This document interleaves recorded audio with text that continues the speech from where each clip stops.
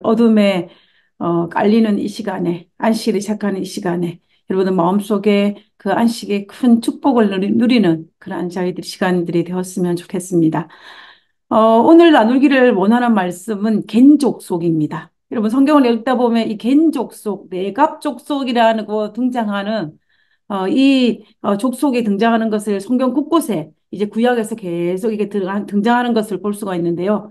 이스라엘 그 주변에 머물면서 이스라엘과 굉장히 우호적인 관계를 맺었던 족속 중에 한 족속이 바로 이 겐족속, 레갑 족속이라고 우리가 볼 수가 있습니다. 근데 이 레갑 족속이 이스라엘 백성 유대 민족이 아님에도 불구하고 이방 족속임에도 불구하고 그들이 순간순간의 그 선택으로 말미암아 하나님 주변에 머물고 그들이 하나님의 백성으로 살아가는 모습들을 우리는 성경 곳곳에서 등장하는 것으로 우리가 발견하게 되는데요. 우리가 이 레갑 족속, 겐 족속에 대해서 오늘 이 시간에 한번 살펴보기로 합니다. 그리고 그들이 어떻게 하나님 주변에서 그들이 하나님의 백성으로 살 수 있었는지, 유다 백성들도 패망할 그 순간에도 그들은 여전히 어떻게 신앙을 지켰는지 우리가 한번 살펴보았으면 좋겠습니다.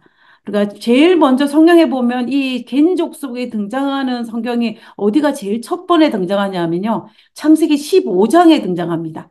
아브라함 시대 때 등장하는데요. 창세기 15장 18절에 보면 하나님께서 아브라함에게 그 약속의 땅을 다시 한번 재약속을 하시면서 그때 등장하는 것을 볼 수가 있는데요. 우리가 한번 살펴보도록 하겠습니다. 15장 18절입니다. 그날에 여호와께서 아브라함과 더불어 언약을 세워 이르시되 언약을 이제 아브라함과 맺는 그 장면입니다.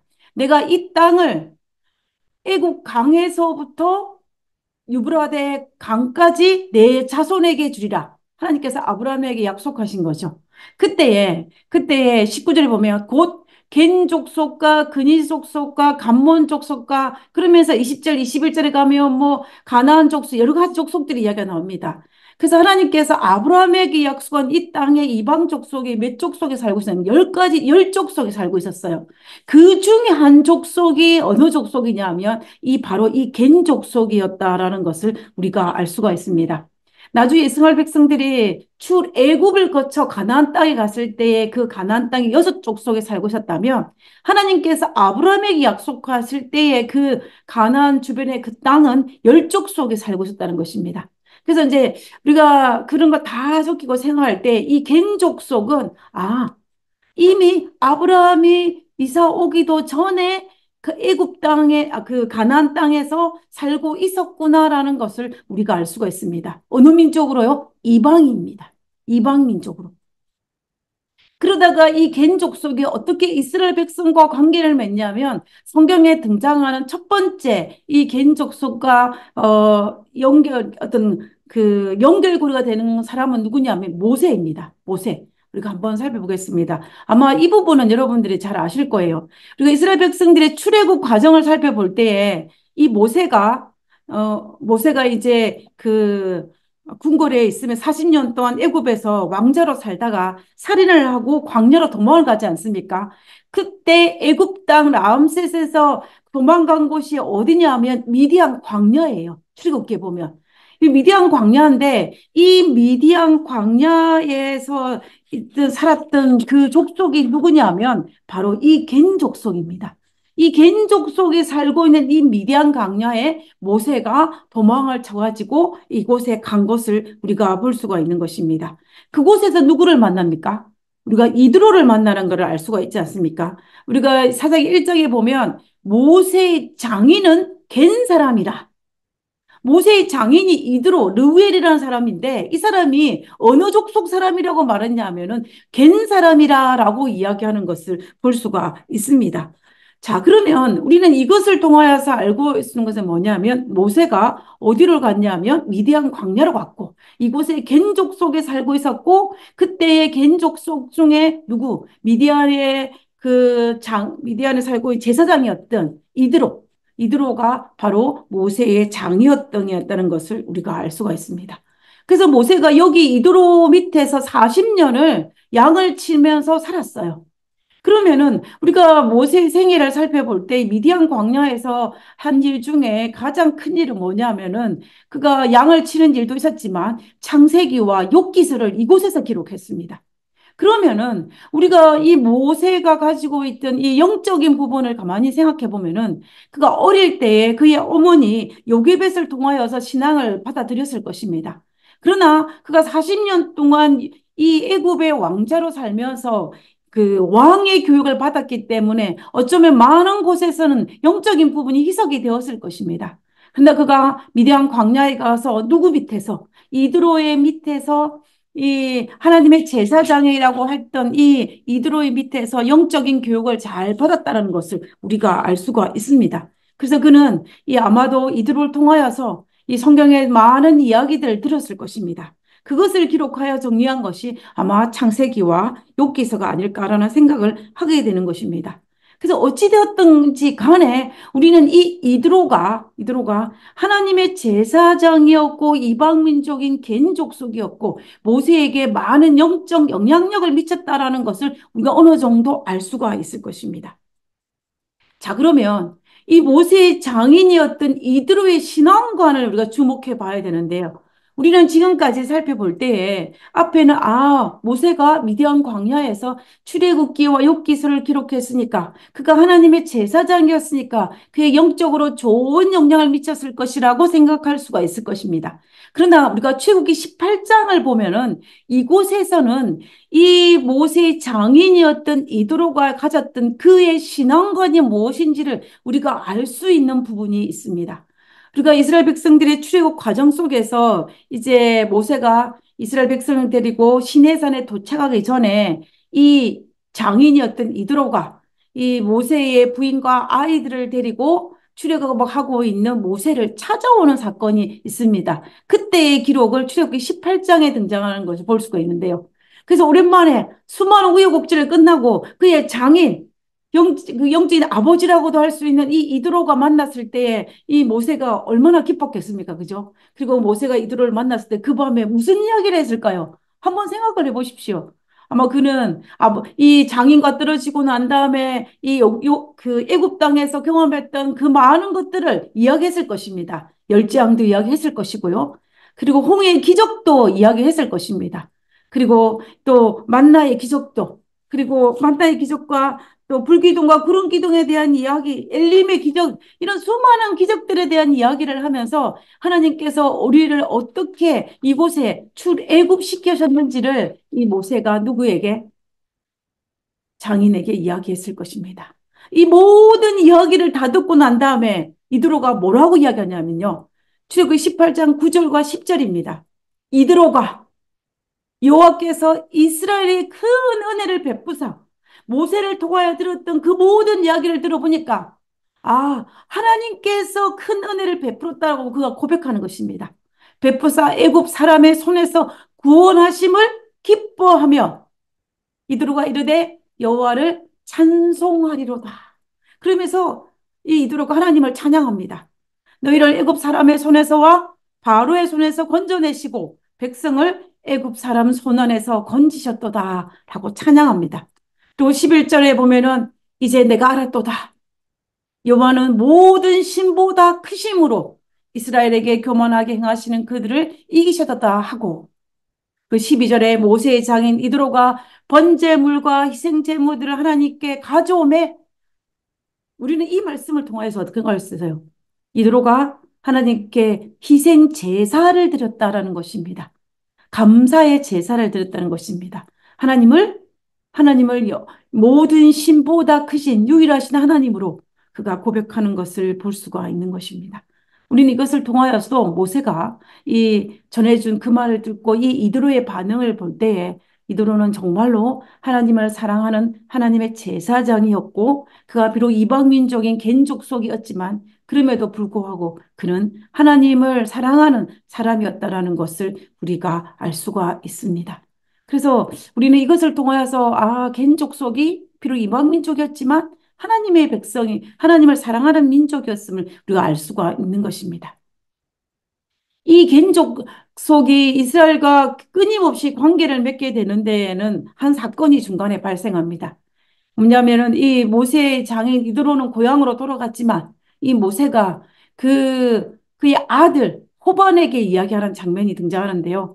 이 민수기 10장 29절에 보면 모세가 모세의 장인 미디안 사람 르웰의 아들, 이 르웰이 그, 그 모세의 장인의 본명입니다. 르웰의 아들 호반에게 이르되 여호와께서 주무하신 곳으로 우리가 행진하나니 가나안 땅으로 가나니 우리와 어떻게 하자? 동행하자. 우리와 함께하자. 그리하면 선대하리라. 여호와께서 이스라엘에게 복을 내리라 하셨느니라. 라고 모세가 그의 처남에게 요청을 하는 것입니다. 우리와 함께 가자고. 우리에게 우리가 강야를 거쳐서 가나안 땅에 갈 때 하나님께서 분명히 우리에게 복을 내리시고 우리에게 그 땅을 주겠다 약속하셨으니 우리와 함께 가자. 그러면 내가 가나안 땅에 갔을 때 너희에게 선대할 것이라라고 이야기하는 것을 볼 수가 있는 것입니다. 자, 이때에 누구의 선택이 남아 있겠습니까? 이 호밥의 선택이 남아 있는 것입니다. 내가 이스라엘 백성과 동행할 수도 있고 아니면 거절하고 미디안 광야 내 종족이 살고 있는 곳으로 갈 수 있는 그 선택을 해야 되는 상황이었습니다. 우리가 민수기 10장에 읽어보면 처음에는 호밥이 거절을 해요. 아, 나는 내 고향으로 돌아가겠다고. 그러나 모세가 어떻게 하냐면 강권을 합니다. 강권을 하여서 우리와 함께 하자고 강권하는 것을 볼 수가 있어요. 그래서 나와 함께 이스라엘의 눈이 돼서 이 광야를 통과하자라고 이야기합니다. 그래서 이제 호밧은 우리가 이 성경 전체를 봤을 때 여기에 동의를 해요. 그래서 함께 동행을 합니다. 호밧이 아주 올바른 선택이었습니다. 그런 자기 종족을 보다는 하나님을 선택하고 하나님께서 이스라엘에게 허락하신 그 복을 기억하면서 동행하기를 선택한 것입니다. 그래서 그들은 겐 족속은 이스라엘 백성들이 어디로 갈 때, 가나안 땅에 갔을 때 그 가나안 정복과 이스라엘의 모든 이 어려움을 함께 겪는 그 민족으로 이 겐 족속이 있었음을 우리가 알 수가 있다라는 것입니다. 그리고 난 다음에 이스라엘 백성들이 이 출애굽의 모든 과정을 끝나고 이 가나안 땅에 도착했을 때에, 그들이 땅을 분배하지 않습니까? 이제 지금 사사시대로 넘어오는 것입니다. 사사시대로 넘어와가지고 땅을 분배하는데 그때에 어떤 일이 발생하냐면 이 모세의 장인은 겐 사람이라 그의 자손 유다 사람과 함께 종려나무 성읍에 올라가서 아람 남방의 유다 황무지에 이르러 그 백성 중에 거주하니라 그랬습니다. 자, 그러면 이스라엘 백성들 출애굽을 해서 가나안 땅에 도착하여서 사사시대에 도착을 하는데 사사시대에 접어드는데 그때 땅을 다 분배하고 누가 이 겐 족속이 어디에 거주를 했냐면 바로 유다 자손에게 유다 지파가 분배받은 그 땅 아래에 유다 황무지에 그들이 거주했다라는 것을 여기서 시사하고 있는 것입니다. 그래서 우리가 지도상으로 살펴보면요. 유다 백성들이 받은 그 땅 아래쪽에 유다 광야에 그들이 거주했다는 것을 우리가 볼 수가 있는 것입니다. 우리는 이것을 통해서 겐 족속은 여전히 이스라엘 백성들 가까이에 있었고 또 이 모세가 약속한 대로 그들을 가나안 땅에 도착했을 때 그들에게도 무엇을 땅을 분배했다라는 것을 우리가 알 수가 있다라는 것입니다. 자, 그런데 사사시대 때에 어떤 일이 발생했냐면, 이 겐 족속이 제일 처음에는 어디에 땅을 분배를 했냐면, 이 겐 족속에 유대 땅에 거주하게 하였는데, 이 겐 족속의 후손 중에 누구였냐면, 이 헤멜이라는 사람이 유다 땅을 떠나서 이 게데스라는 곳으로 이주를 했던 것 같습니다. 근데 이 헤벨이 이제 그 유다 땅에서 게데스라는 곳에 이주를 하여서 누구랑 가까이 잘 지냈냐면 그 가나안 족속의 왕이었던 이 야빌이라는 인물하고 굉장히 친하게 잘 지냈어요. 이 헤벨이라는 인물이. 그런데 그때에 어떤 일이 발생했냐면 이 사사시대에 드보라 선지자와 이 시스라 사이에 전쟁이 일어난 것입니다. 전쟁이 일어나는데 그때에 이 누가 이겼냐면은 이 드보라가 이기게 됐어요. 그래서 이 안에 그 왕이었던 어, 시스라가 도망을 가게 되는데 그때에 그걸 말뚝으로 박아서 죽이게 하는 사건이 발생하는 것입니다.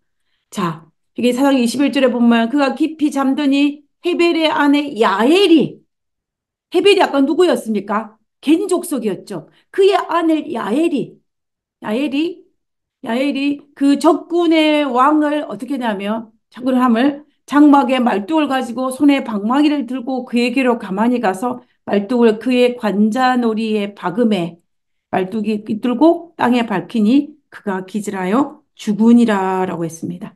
여러분 이 성경을 여러분들이 아마 잘 아실 것입니다. 그래서 결국은 이 한 여인에 의해서 죽는 모습을 등장하는 것을 볼 수가 있는데요. 이때에 이 겐 족속의 아내였던 이 야엘을 더불어 선자가 축복을 합니다. 축복을 해요. 그러니까 뭐라고 축복하냐면 겐 사람 헤벨의 아내 야엘은 다른 여인들보다 복을 받을 것이니 장막에 있는 여인들보다 더 복을 받을 것이로다 라고 예, 축복을 합니다. 이 겐 사람이었던 겐 족속이었던 이 헤벨의 아내 야엘이 그 순간 자기 남편하고 친하게 지었던 그 이방신을 섬기는 그 이방인의 왕을 선대하는 것처럼 하게서 죽이고 누구를 선택한 거예요? 하나님을 선택하는 것을 우리가 볼 수가 있는 것입니다. 그래서 그러므로 이 사건으로 말미암아 어떻게 됐겠어요? 더욱더 이스라엘 백성과 개인족 사이에는 더 큰 우대 관계가 맺어졌을 것입니다. 그래서 이 더불어 선자가 이 여인에게 축복하는 것을 우리가 볼 수가 있는 것입니다.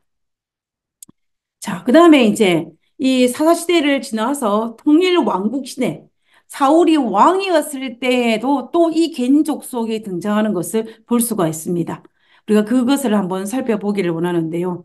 자, 사무엘상 15장 6절에 보면은 사울이 겐 사람에게 이르되 아말렉 사람 중에서 떠나가라.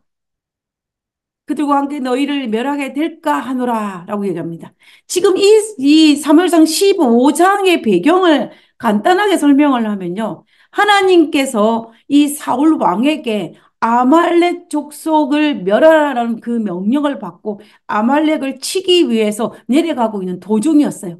그때에 아말렉의 그 족속 중에 누가 살고 있었냐면은 이 겐 사람이 살고 있었습니다. 산업이 있었는데 이 갠 사람이 그, 그 살고 있는 것을 알고 이 사울이 뭐라고 하냐면 아말렉 사람 중에서 떠나가라. 그들과 함께 너희가 멸하게 될까 하노라 라고 이야기하는 것입니다. 우리가 지금 이 지도에서 가만히 살펴보면요. 이 제일 처음에는 유다 땅 아래쪽에서 이 겐족 속에 살게 되었는데 이제 점점점 이렇게 옮겨가는 것을 볼 수가 있습니다. 사사시대에는 게데스라는 곳에 살았고 그 다음에 이 통일 왕중 시대에 보면 아말렉 족 속에 살고 있는 곳에 살고 있는 것처럼 보여요. 지금 여기 보면은 이 까만색 별표에서 빨간색 별표로 옮겨갔다는 것을 우리는 이 성경의 흐름을 통해서 보면 알 수가 있습니다. 여러 학자들은 도대체 왜 겐족 속에 이렇게 여러 곳에 이주를 하였을까라는 것에 대해서 여러 가지 의견을 내는데요. 그 의견을 우리가 한번 종합을 해보면 여러 가지 이유를 발견할 수가 있습니다. 첫 번째는 왜 그들이 이주해 갔냐? 땅을 분배받고도. 왜냐하면 그들은 유목민족이었습니다. 유목민족이었어요. 그래서 한 곳에 머물러 있지 아니하고 유목민족이기 때문에 여기저기로 옮겨 다니면서 거주하였기 때문에 그가 가데스도 있었고 또 이 아말렉이 살고 있는 그 땅에도 이주해 갔다라고 학자들은 주장을 합니다.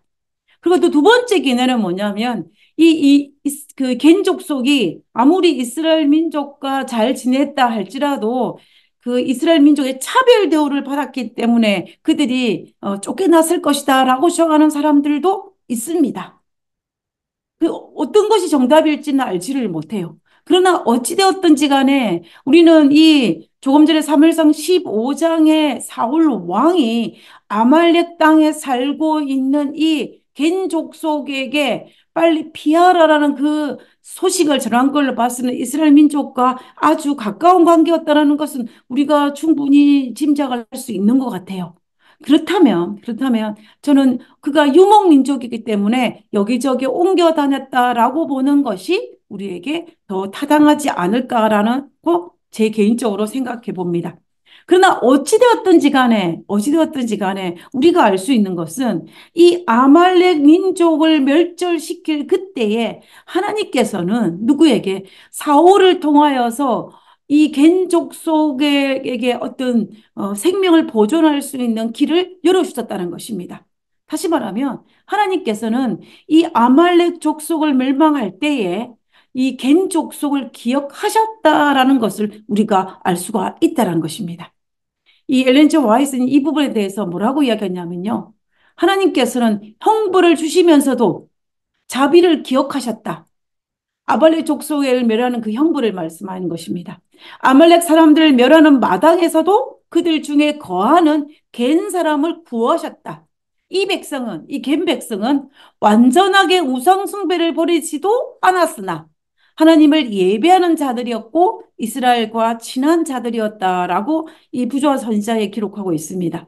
그래서 우리가 이런저런 정황을 살펴볼 때 겐 족속은 이방 민족으로서 우상 숭배도 하고 하나님도 섬기는 그러한 민족으로서 이스라엘 주변에 있었다라는 것을 우리가 알 수가 있는 거예요.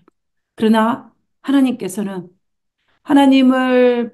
하나님께 예배하는 이들, 그리고 이스라엘 백성에게 선대를 베풀었던 이들을 기억하시고 아말렉 족속을 멸하실 때에 그들을 불러오신 것을 우리가 알 수가 있다라는 것입니다. 자, 그러면 이제 그 이야기를 듣고 겐 족속은 선택을 해야 되지 않겠습니까? 이제 널 떠나라 할 때 그 사무엘상 15장 후반부에 보면 이스라엘 모든 자손이 애굽으로 올라올 때 너희가 그들을 선대하였느니라. 겐 족속에게 이에 겐 사람이 아말렉 사람 중에서 떠나니라라고 합니다. 그러면 이 겐 족속이 어떻게 한 거예요? 사울의 이야기를 듣고 사울의 말 듣기를 선택하고 아말렉 땅을 떠났다라고 사무엘 15장 6절에 기록하고 있는 것입니다. 우리가 여기에서 이 겐 족속의 이것을 선택하기는 것이 쉽다라고 보시면 안 돼요. 왜냐하면은 지금 이때 이 상황은 사울과 아말렉과의 전쟁에서 사울이 승리하였을 때가 아니에요. 사울과 아말렉 사이의 전쟁하기 바로 전이었습니다. 그때에 이 겐 족속이 가만히 생각해 보면 정치적인 거나 이런 주변의 모든 걸 살펴볼 때에 이 사울 왕의 말을 듣고 아말렉 사람 중에서 떠났다는 것은 자기 삶의 터전을 떠나서 이동했다라는 것은 누구의 말을 믿었다는 거예요? 아말렉 사람들의 말을 믿은 것이 아니라 사울 왕의 말을 믿었다는 것이고 사울 왕의 말을 믿었다는 것은 무엇이냐면 바로 하나님을 믿었다라는 것을 우리는 알 수가 있다라는 것입니다.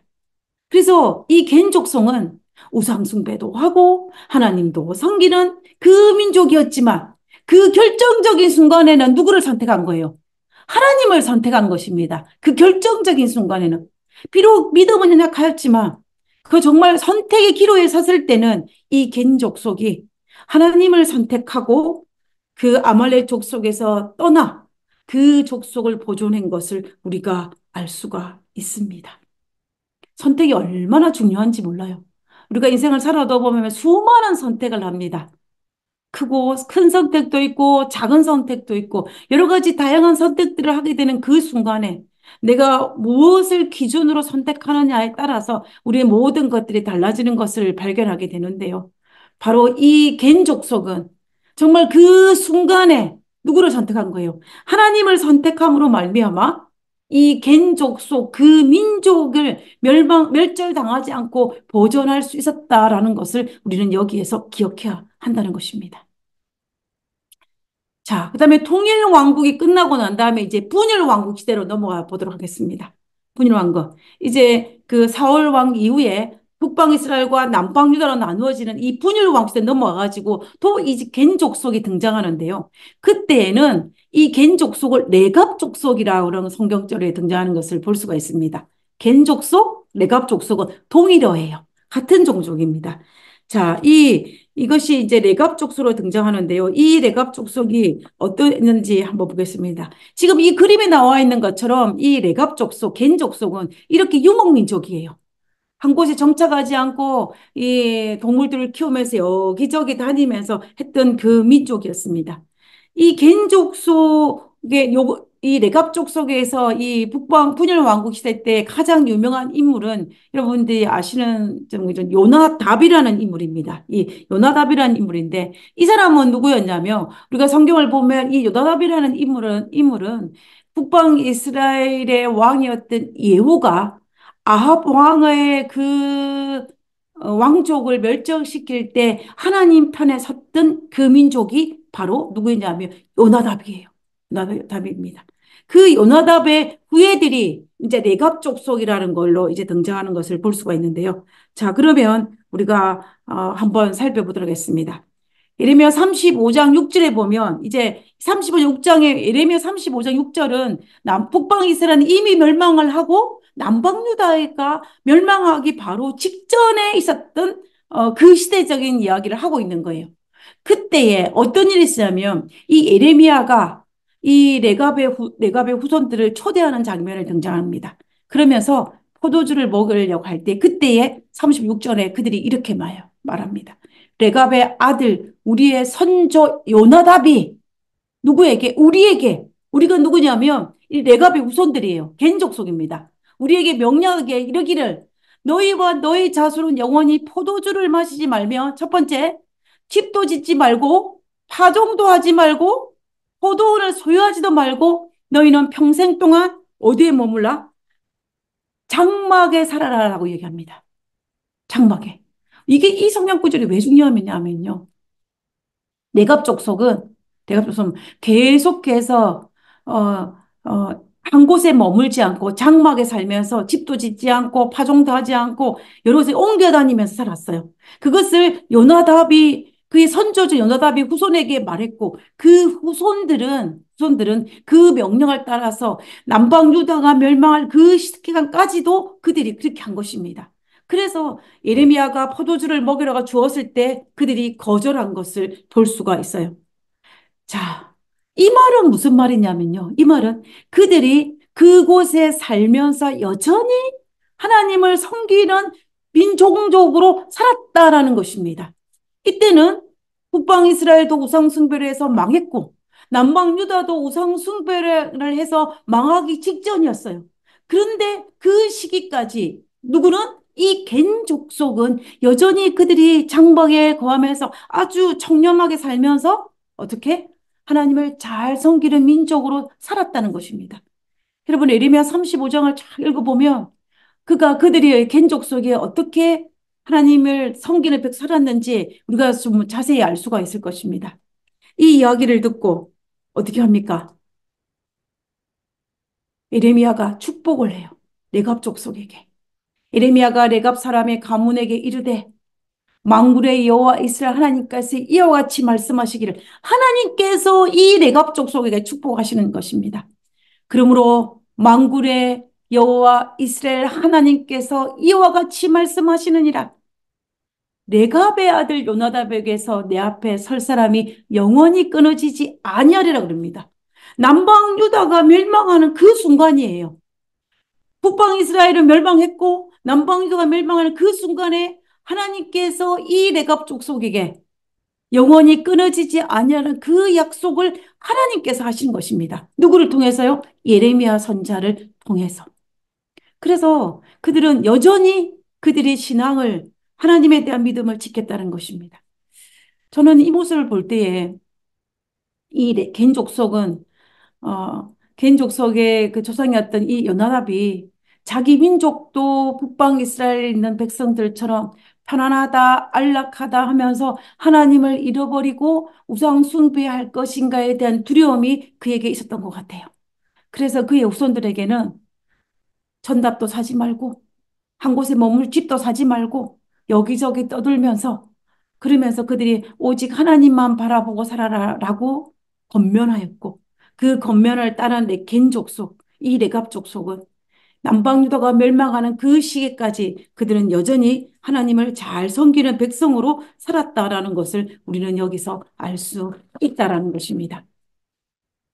자, 이 민족이 어디까지 가냐면요. 이제 바벨론 포로 이후에도 이 내갑 족속이 등장을 합니다. 이스라엘 백성 남방주가 멸망을 하고 바벨론에 포로 잡혀갔다가 다시 돌아왔어요. 돌아오는 다음에 성전을 건축할 때 그때에 이 레갑 족속이 등장을 합니다. 여러분, 우리가 성전 건축을 하면 그때에 사마리아인들이 이방인 사마리아인들이 이스라엘 백성들에게 뭐라고 요구를 해요? 뭐라고 요구냐면 나와 같이 짓자. 나도 하나님을 섬기니 우리와 같이 성전을 건축하자라고 이야기를 합니다. 그죠? 그런데 이스라엘 백성들 어떻게 해요? 거절을 해요. 그런데 이 남방 유다가 멸망해서 이스라엘 백성들이 바벨론을 포로 잡혀갔음에도 불구하고 누구는 개인 족속은 여기에 살고 있었어요. 근데 그때에 이 성전을 건축할 때에 누가 이 개인 족속은 이 성전 건축에 동참을 시킵니다. 느헤미야 3장 14절이에요. 분무는 분무는 베네기람 지방을 다스리는 레갑의 아들 말기야가 중수하여 문을 세우며 문짝을 달고 잠을 세워 빗장을 갖추었고라고 했어요. 그러니까는 이 갠 사람, 이 레갑 자손은 여전히 하나님의 성전 건축에 동참을 시켰다는 것입니다. 누구임에도 불구하고 이방인임에도 불구하고 사마리아인들은 거절했는데 갠 족속은 함께 성전 건축을 했다라는 것을 우리는 여기에서 볼 수가 있다라는 것입니다.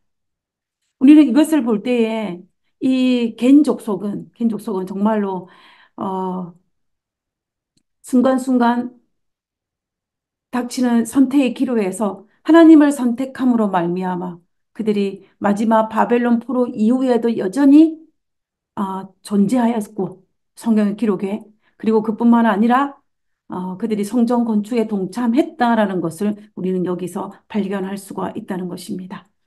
어, 물론 이 개인 족속이 하나님 앞에 완벽하게 서지를 못했지만 그러나 그럼에도 불구하고 하나님을 선택한 민족이었으면은 우리는 이것을 통하여서 알 수가 있다라는 것입니다.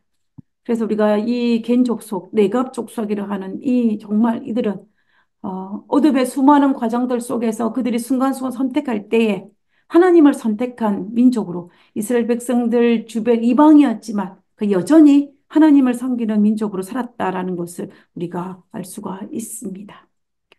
우리도 매일매일의 수많은 선택들이 모여서 오늘의 나를 결정하고 나의 후손들의 운명에 아주 지대한 영향을 미치는 것을 우리는 알 수가 있습니다. 그러므로 오늘 내가 하는 이 작은 결정의 기준이 어디에 두어야 할지를 우리는 굉장히 조심스럽게 살펴야 될 것이고 우리가 무엇을 결정할 때 내 결정의 기준이 무엇인지를 아주 신중하게 생각해야 되는 것입니다. 그 기준이 내 감정의 기준인지 아니면 내 주변의 환경의 여건의 기준인지 아니면 하나님 말씀의 원칙의 기준인지를 우리는 내가 어떤 결정을 내릴 때 살펴보는 것이 필요하다는 것입니다. 우리가 개인족 속에 수많은 선택들에 있어서도 마지막 최종 결정을 내릴 때 그때의 기준은 무엇이었냐면 하나님이었다는 것입니다. 우리도 그리스도인으로 이 땅에 살아가고 있습니다. 그래서 우리가 그리스도인이기 때문에 조금 손해를 보는 것처럼 보이지만 실제적이지 않는 것 같지만 그리고 앞뒤가 안 맞는 것 같지만 심지어 그 선택을 하고 싶지 않은 내 감정이 든다 할지라도 우리는 하나님의 말씀의 원칙을 따라서 선택하는 것이 필요하다는 것입니다. 그것이 가장 지혜로운 방법이에요. 지금은 내 눈에는 그렇게 보이지 않다 할지라도. 우리는 그것을 또 다른 하나의 증거로 제시되어지는 게 이 개인족 속의 선택인 것을 우리가 알 수가 있는 것입니다. 그러므로 우리는 우리 앞에 닥친 이 혼란스러운 많은 일들 속에서 우리가 올바른 선택을 하지 못하도록 하는 많은 여건들이 있다 할지라도 우리는 그때에 하나님의 말씀의 원칙에 있어서 하나님의 뜻을 따라서 선택함으로 우리가 하나님께 쓰임받는 하나님의 종이 되어야 할 것이고 그리고 우리의 선택으로 말미암아 나 개인이 우리의 가정이 그리고 우리 교회가 우리의 민족과 우리의 모든 것을 구하는 그러한 선택들을 해야 될 것입니다. 그때 하나님께서는 우리에게 이 개인족 속에게 내렸던 그 축복을 우리들에게도 허락하여 주실 것입니다. 하나님께서 우리의 선택에 함께 하시기를 간구하며 오늘 말씀을 마치고자 합니다.